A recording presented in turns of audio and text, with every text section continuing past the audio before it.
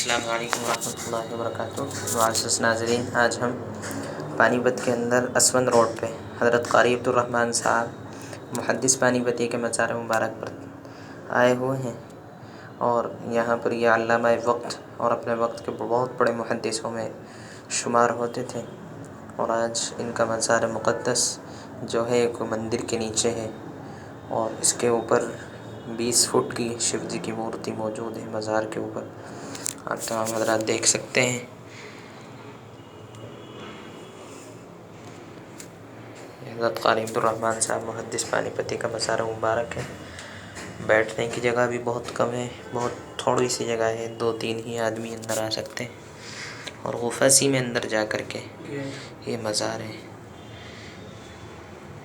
ये रास्ता है।